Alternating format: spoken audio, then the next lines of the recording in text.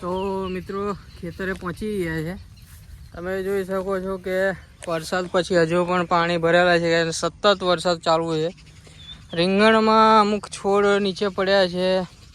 આ રીતની કન્ડિશન છે। પારા જે આપણે બનાવ્યા હતા એ પણ ધોવાઈ ગયા છે। તો મિત્રો આ રહી મરચીની કન્ડિશન। મરચી બધી જ ફેલ થઈ ગઈ છે, તમે જોઈ શકો છો। ઘણું બધું નુકસાન થયું છે। છોડ એક પણ રહ્યા નહીં। અમુક છોડ જોવા મળે છે, તમને બતાવું તો અમુક છોડ છે, બાકી બધું જ ફેલ થઈ ગયું છે। તો મિત્રો જે છોડ મરચીના બચ્યા છે એ તમે જોઈ શકો છો। આપણે ઝૂમ કરીને બતાવ્યો તમને, તો એ સારા જ છે, પણ આ જે પાણીના લીધે જે પ્રોબ્લેમ બન્યો છે એના લીધે ઘણા બધા છોડ નીકળી ગયા છે। તો હેલો નમસ્કાર મિત્રો, SRV ફાર્મિંગ વ્લોગમાં તમારું હાર્દિક સ્વાગત છે। તો મિત્રો આજે આપણે વરસાદ બંધ થયો એટલે આપણે આજે ખેતરની મુલાકાતે જઈએ અને ખેતરે જોવા આવ્યા છે કે વરસાદ પછી ખતમ જ થઈ ગયું છે, પણ જોઈએ હવે કે શું કન્ડિશન છે તમને પણ બતાવું સાથે સાથે। તો આપણે ગાડી અત્યારે બહાર મૂકી છે, કારણ કે અંદર જાય એવું છે નહીં, કારણ કે તમે રસ્તો જોઈ શકો છો।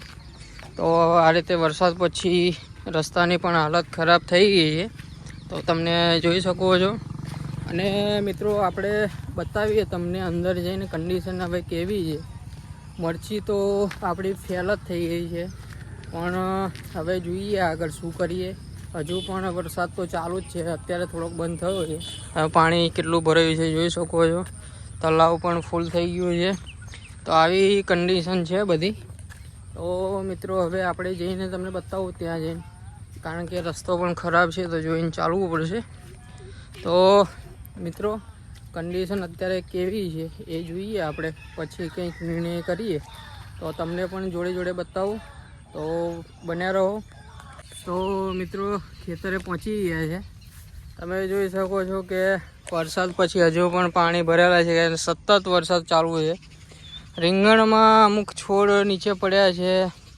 આ રીતની કન્ડિશન છે। પારા જે આપણે બનાવ્યા હતા એ પણ ધોવાઈ ગયા છે। ખતરનાક વરસાદ થયો છે, કારણ કે લગાતાર 7 થી 8 દિવસથી વરસાદ ચાલુ છે, તો કોઈ પણ પાકની અંદર પ્રોબ્લેમ આવે જ। પાણી હજુ પણ ભરેલા છે। તો મિત્રો આવી કન્ડિશન છે, અને આપણે ઘણી બધી મહેનત પણ કરી હતી, પણ તો પણ વરસાદના લીધે ઘણું બધું નુકસાન થયું છે। તમે આ જોઈ શકો છો કે રીંગણની અંદર કોઈ પ્રોબ્લેમ છે નહીં, પણ આપણે આગળ બતાવીએ કે મરચીની અંદર કેવી કન્ડિશન છે। તો હું તમને આગળ બતાવું તો તમે જોઈ શકો છો। જે પેલા ભાઈનું છે એમનું પણ આપણે બતાવીશું એમને કેવું છે।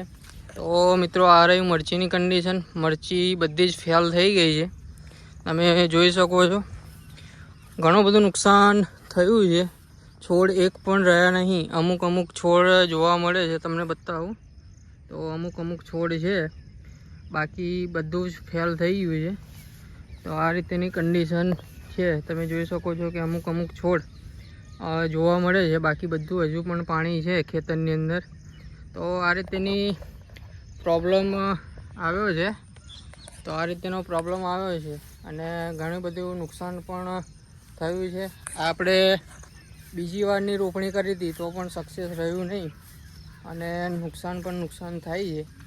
પણ મિત્રો હવે આની અંદર કંઈક તો કરીશું, કારણ કે આટલી મહેનત કરી છે તો કંઈક તો જોઈએ। તો આ રીતના છોડ જોવા મળે છે, કોઈક બીજા બધા જ ગયા છે, તમે જોઈ શકો છો।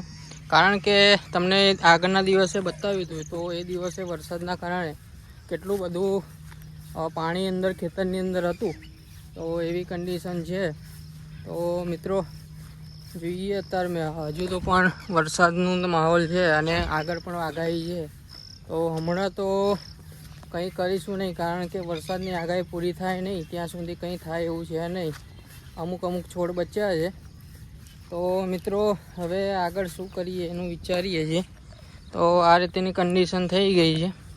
તો ઘણા બધા પ્રોબ્લેમ સોલ્યુશન મળતા નથી, અને આ રીતની સમસ્યા આવે છે। તો મિત્રો ખેડૂતને આટલી બધી પરિસ્થિતિનો સામનો કરવો પડે છે અને ઘણા બધા ખેડૂતને પણ નુકસાન થયું છે. કારણ કે ડાંગરવાળા હોય તો એમને જે ધરું વાળ્યું છે એ ખરાબ થઈ ગયું છે. શાકભાજીવાળાને પણ પ્રોબ્લેમ આવે છે. જેને આગળનું શાકભાજી છે એની અંદર પણ પાકની અંદર ઘણા બધા પ્રોબ્લેમ આવ્યા છે. તો મિત્રો આ રીતેની કન્ડિશન બની છે કારણ કે વરસાદ જ એટલો પડ્યો હતો. તો તમને આગળના ખેતર પણ બતાવીએ જે આપણે હજુ કંઈ કર્યું છે નહીં પણ કેવા થઈ ગયા છે, પાણી ભરેલું છે તમે જોઈ શકો છો. તો આ રીતેની કન્ડિશન છે, પાણી હજુ પણ ભરેલું છે કારણ કે વરસાદ ચાલુ જ છે. તો હવે આપણે બતાવીએ પેલા ભાઈનું કે એમનું કેવું કન્ડિશન છે. એમને સારું હતું કારણ કે જે મરચી કરી હતી એમને એની અંદર થોડોક ટીકરાવાળો ભાગ હતો એટલે પાણી ભરાયું છે નહીં, પણ એમને પણ નુકસાન તો થયું જ છે. તો એમને ચાન્સ છે કે ભાઈ એમને થશે કારણ કે એમને રીંગણ એકલા થોડાક પ્રોબ્લેમ બન્યા છે કારણ કે મરચીની અંદર એટલું બધું નુકસાન થયું નહીં, પણ આપણે તો ઘણું બધું નુકસાન થયું છે એટલે કે પૂરેપૂરું. તો એમના પણ તમને બતાવું. તો મિત્રો બન્યા રહો બ્લોગમાં. તો એમને પણ ઘણા બધા છોડ મોરે પણ ખાધા છે, પણ એમને આપણા જેટલું નુકસાન છે નહીં. તમે જોઈ શકો છો છોડ હજુ પણ રેડી છે આ બધા. તો મિત્રો ઘણી બધી સમસ્યા આવી છે. તો હવે શું કરીએ, વરસાદની આગાહી પૂરી થાય પછી ખબર પડે. તો ત્યાં સુધી બન્યા રહેજો બ્લોગમાં. તો પછી આપણે જે નવું કંઈક કરીશું તો એના તમને બતાવીશું કે શું કરવાનું છે. એમને પણ ઘણું બધું લાગે છે છોડ ગયા હોય એવું, પણ એમને ઓવરઓલ 75થી 80% સારું છે. તો મિત્રો આવી કન્ડિશન છે અને હજુ પણ વરસાદ તો વરસી જ રહ્યો છે. તો જોઈએ હવે આગળ મરચીના પાકની અંદર શું કરીએ. રીંગણમાં તો હજુ આશા છે, પણ મરચીનું જે ખેતી છે એમાં પૂર્ણ થઈ ગયું છે. હવે આને આપણે બીજી વાર કંઈક કરીશું સારું.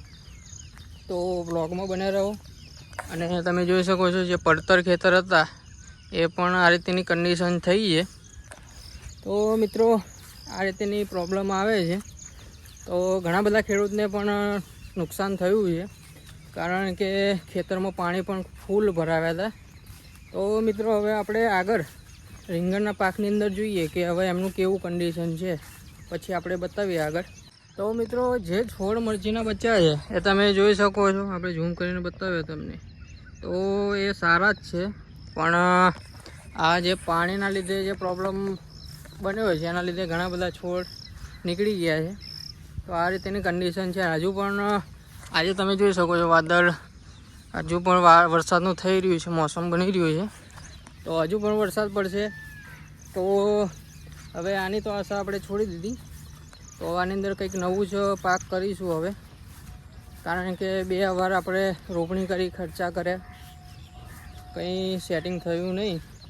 અને હું તમને બતાવું કે આ જે છોડ છે એમને આપણે ઉખાડીને જોઈએ તો એના કેવું છે કે નવા મૂળ પણ તમે જોઈ શકો છો કે નવા મૂળ પણ સારા નાખ્યા હતા, પણ કન્ડિશન પાણીના લીધે લગભગ 80-90% આપણે છોડ ગયા છે. તો હવે એને કંઈ સુધારીને મતલબ છે નહીં. તો આવી કન્ડિશન બની છે. તો હવે આપણે રીંગણની વાત કરીએ. તો રીંગણમાં પણ પારા ધોવાઈ ગયા છે, પણ ઓવરઓલ સારું છે. છોડ ગયા છે નહીં. તમે જોઈ શકો છો સલંગ છોડ છે હજુ. તો મિત્રો રીંગણ તો આપણે એવાની વાત રવા દઈશું, પણ જે મરચીનું ખેતર છે એની અંદર આપણે કંઈક બીજું કરવું પડશે, કારણ કે એની અંદર પણ તમે કન્ડિશન સમજી શકો છો. તો આ રીતેની કન્ડિશન બની છે. તો મિત્રો વ્લોગની અંદર બન્યા રહો અને ફટાફટ આપણે ચેનલને સબસ્ક્રાઈબ કરી દેજો SRV ફાર્મિંગ વ્લોગને, કારણ કે આવા નવા વ્લોગ મળતા રહેશે. નુકસાન તો થતું રહે કારણ કે આ એક ખેતી, એની અંદર નુકસાન અને ફાયદા બંને જોવા મળે છે. તો આપણે હાર માનવાના નથી ને બીજું પણ કંઈક કરીશું. તો મિત્રો વ્લોગની અંદર બન્યા રહો, ચેનલને સબસ્ક્રાઈબ કરી દેજો અને બ્લોગને લાઇક કરી દેજો અને તમારા મિત્રોને શેર કરવાનું ભૂલતા નહીં. ધન્યવાદ.